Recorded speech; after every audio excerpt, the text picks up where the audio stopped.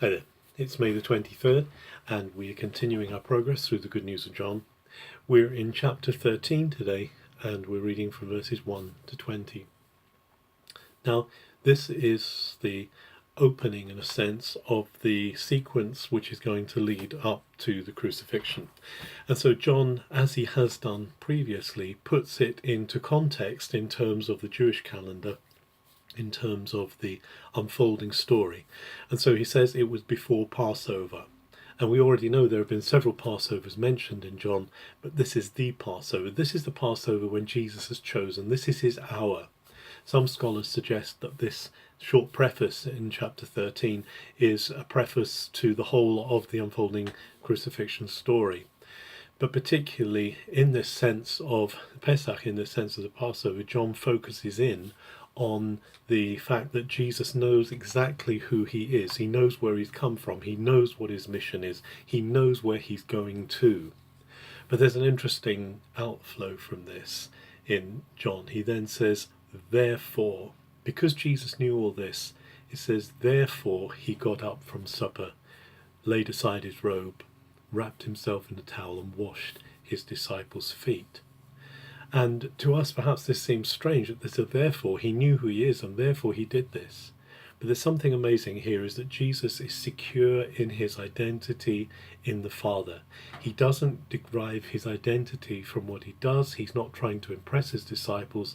He is secure in being who he is, the Son of God, loved by his Father, and therefore he is able to stoop down to what is really the lowest, most menial place, to wash his disciples' feet.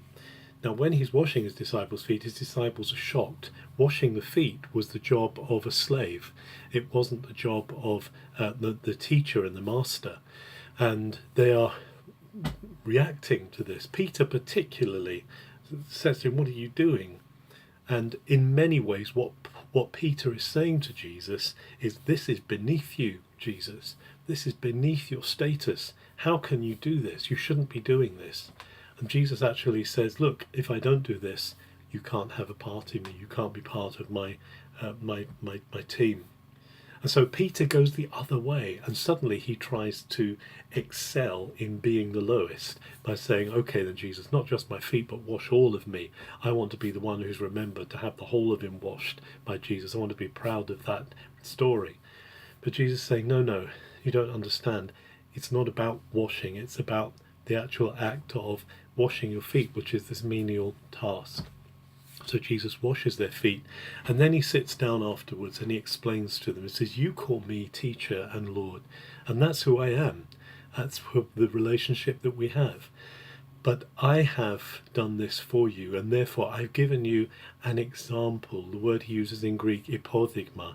I've given you a principle. I've given you an example here of how you should be. And he says, as I've done this to you, so you need to do this for others. And he's taken the place of a slave, and he says, this is how we're to be. We're to be slaves of one another in love.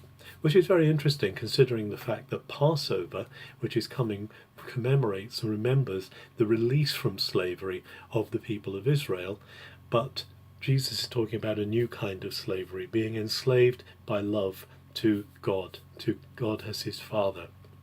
And so Jesus says, this is how you're great, and the servant is not above the master, and you are to follow my example. And then he says, actually, you're not all going to be clean, though. I've cleaned you, I've cleansed you, I've washed your feet, but actually there's not complete cleanliness, because one of you is actually going to betray me. And it says that Jesus was very troubled in his spirit by this, and he actually says that the one at the table is going to betray me, the one who I give this piece of bread that I'm dipping into the common pot. He is the one who's going to betray me. Now, he gives it to Judas Iscariot, and the other disciples think that this is some instruction from Jesus to go out and get the things that they need for the Passover. But Jesus knows, and Judas knows, that this is a sign that Jesus knows Judas is the betrayer, and that he's going to to go and do what Jesus doesn't want him to do. And Jesus actually says, what you have to do it quickly. And then it says right at the end of this, it says, and Judas went out, and it was night. And it was night. It's a very powerful statement that John makes here.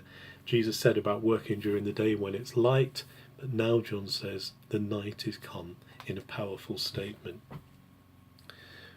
This picture of Jesus getting down from the table, lowering himself to the place of a slave, but doing so because he was secure in his identity in the Father.